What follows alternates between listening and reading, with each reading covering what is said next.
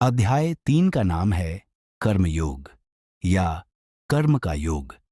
इस अध्याय में भगवान श्री कृष्ण ने अर्जुन को कर्म और निष्काम कर्म के महत्व को समझाया है। श्री कृष्ण ने बताया कि हर व्यक्ति को अपने कर्तव्यों का पालन करना चाहिए, लेकिन बिना किसी व्यक्तिगत स्वार्थ के और निष्काम भाव से। कर्म का अनिवार्य रूप से पालन करना। भगवान श्री कृष्ण ने अर्जुन को बताया कि हर व्यक्ति को अपने धर्म और कर्तव्यों का पालन करना चाहिए। जीवन में कर्म का होना अत्यंत आवश्यक है। बिना कर्म के कोई भी जीव जीवित नहीं रह सकता। श्री कृष्ण कहते हैं, न ही देह भृता शक्यम त्यक्तुम कर्माण्य शेषतः।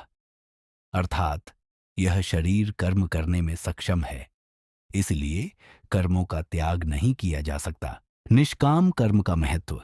श्री कृष्ण ने अर्जुन को यह भी समझाया कि कर्म करने का उद्देश्य केवल फल की इच्छा रखना नहीं है। व्यक्ति को अपने कार्यों को भगवान को समर्पित करते हुए स्वार्थ रहित होकर करना चाहिए।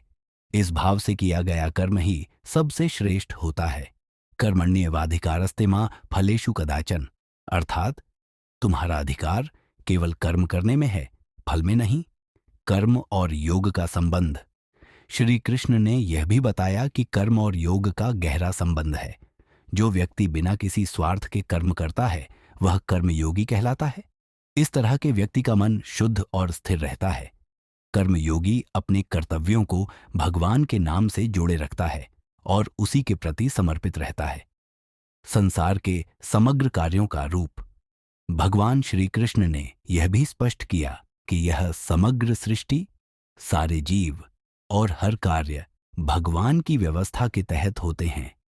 मनुष्य को यह समझना चाहिए कि वह केवल भगवान के कार्यों का एक साधन है और उसका उद्देश्य भगवान के कार्यों का पालन करना है। कर्म का प्रभाव और उद्देश्य।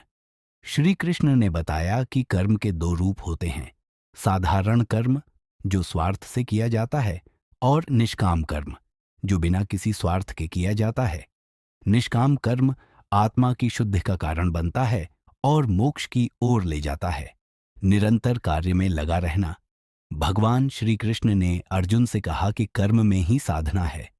दुनिया में जितने भी प्राणी हैं वे सभी अपनी अपनी भूमिका निभाते हैं और यही संसार का क्रम है। अगर कोई कर्म को त्यागता है तो वह अपनी भूमिका से भटक जाता है और संसार के कार्यों में असंतुलन उत्पन्न करता है। अध्याय 3 में श्री कृष्ण ने कर्म का महत्व बताया और निष्काम कर्म के द्वारा आत्मा की उन्नति और जीवन के सही उद्देश्य को प्राप्त करने की शिक्षा दी। कर्म के माध्यम से ही व्यक्ति अपने जीवन के सत्य को जान सकता है और मोक्ष प्राप्त कर सकता है।